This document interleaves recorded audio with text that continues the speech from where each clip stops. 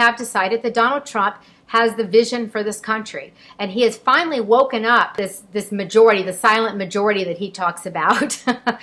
That's the independents. That's this 42%. And many of the people are probably even identified as Democrats and Republicans who have been woken up and realized, wait a minute, why am I being a mindless cog? Why am I being a robot? Why am I going along with the party line?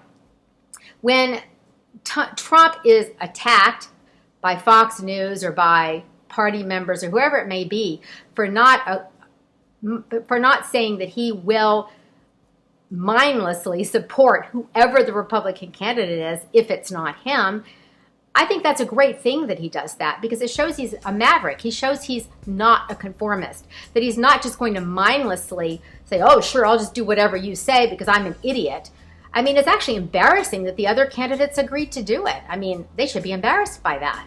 I mean, that's not something I think is a positive quality. And think about this scenario. I mean, now you have pledged, okay, all these other candidates except Trump have pledged to support the nominee no matter who it is, okay? That's the premise. Now we have Hillary Clinton. Hillary Clinton, let's say she has an epiphany. She realizes, I'm not a Democrat. Oh my God, I'm a Republican. So she decides to run as a Republican. And lo and behold, it's a miracle. But she becomes the Republican nominee. Well, all these people on the stage, except Trump at that last debate, every one of them have already pledged that they will vote for Hillary Clinton. They've already pledged because they were stupid. They said what they were going to do without even knowing who the nominee was going to be. That's not intelligence. That's being a conformist. That's falling in line like a robot with the party and doing what you're told like you're a child. How embarrassing. How embarrassing to do something like that.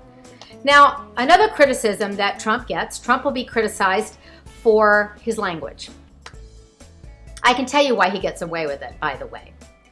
The reason he gets away with insulting people and saying whatever is because, A, he doesn't talk in a very precise way by nature. He talks kind of imprecisely. He talks very quickly. He doesn't always finish his sentence. So he'll be saying something, he'll stop in the middle of a sentence, and he'll go on to the next idea, and you're like, you have to kind of get the gist of what he's saying sometimes. You can't always take it word for word. You have to say, oh, I know what he means by that.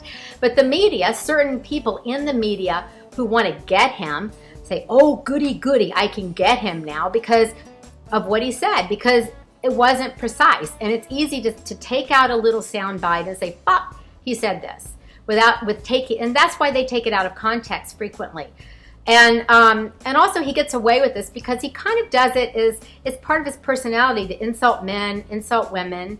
And by the way, if you insult only men and not women, that's sexist. Insulting women along with men, that's not sexist. So to say that he's sexist is the stupidest thing I've ever heard. I can't even believe there has been an entire conversation about this. I'm absolutely shocked by that. But he kind of has this type of personality where he just, So if he were to call me a loser, it wouldn't mean anything to me. I'd be like, he'll change his mind tomorrow. Because that's the kind of guy he is. He's like, loser. Nah, I like her. She's not a loser. You know, it's like, he doesn't really mean it when he say it. It's kind of a playful thing he does. Whereas if someone else like Scott Rocker or Hillary Clinton or Jeb Bush did it, they wouldn't be able to get away with it because they're seen as these kind of more serious people. They don't have that playfulness in their language. It would be hard for them to get away with it. Whereas Trump is like, loser. You're not a loser. But might be a loser next week. Yep, you might be a loser next week. So that's the reason why I believe he's able to get away with that kind of language.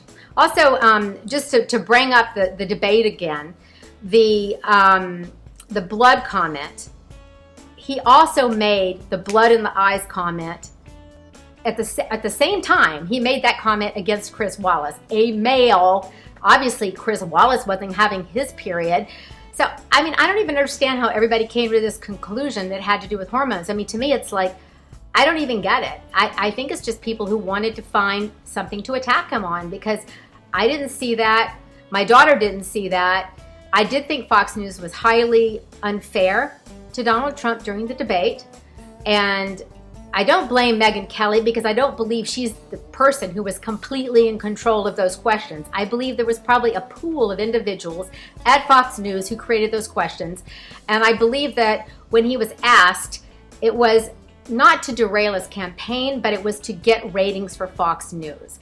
I think they wanted to throw him off balance. They wanted to put him in a position where he was kind of angry, upset, where he might say whatever, and they would get a headline the next day. They would have promotion for Fox News. That's what I believe it is. So, and I did feel, not only did I think it was unfair, it was interesting because I was watching the debate with my daughter when it started, and my daughter for many weeks has been saying, I'm probably going to vote for Hillary Clinton, right? So she was thinking she was a Hillary Clinton supporter, probably. And so the debate starts, and he gets these first two questions. And I'm thinking to myself, boy, is this unfair. I can't believe this. My daughter, a Hillary Clinton supporter, says, why are they being so unfair to Donald Trump, Mom? She even noticed it. So it was definitely very obvious to me. And as I said, I think it was in an attempt to get ratings. The other thing I want to say is that Donald Trump is he's a very likable person. And I think that helps people to relate to him. I have to say, I have met him twice, very briefly, in person. Once was about maybe like 10, 12 years ago, and the other time was about 4 or 5 years ago.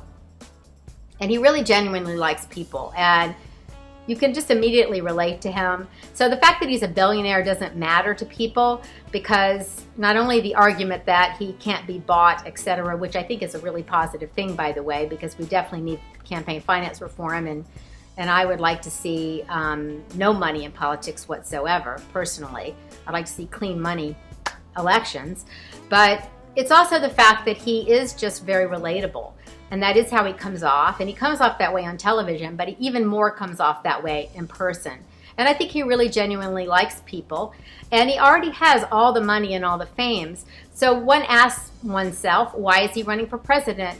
I believe he's running because he really wants to make a difference. He really wants to make this country better. And I think he gets gratification, like personal gratification, from doing positive things and from being congratulated for doing positive things. And I think he likes the idea of, you know, I'm going to do a great job and people are going to pat me on the back and say, wow, you're the best president ever. And I think that's why he's doing it. I also think it's a challenge for him. I think it's a challenge not only getting elected, but also being the best president and really doing great things for America, because he loves challenges. He's an extremely competitive person, and I admire that about him. And he likes to win, he likes to succeed, and he's already done all of these. He's already become a success for himself, so why not broaden that and become a success, make this country a success, you know, do it for everyone in this country, not just for himself. So I totally support him. I think people need to stop dumping on Trump. I think that people need to understand that there's an independent revolution going on, that independents are angry. We are, you know, fighting against the Republicans and Democrats, and we're not going to put up with this two-party system anymore. You know, the idea that the party leaders get to decide who's an acceptable candidate and who we want to support, and then try to force everybody and contort everybody to agree with their ideas and their premises. I think finally people are rising up against that. I'm so glad, because believe me, if everybody who knows me knows, I've been saying this for decades. I mean, I wrote articles about this decades ago. You can look them up online. I mean, I've been angry about this forever, so I'm really happy to see this happening. And so I am putting all my support behind Donald Trump. I also, as second place, I am supporting Bernie Sanders. I'm really glad that he's getting these big crowds, and I wish him all the luck on the Democratic side. And I look forward to this election.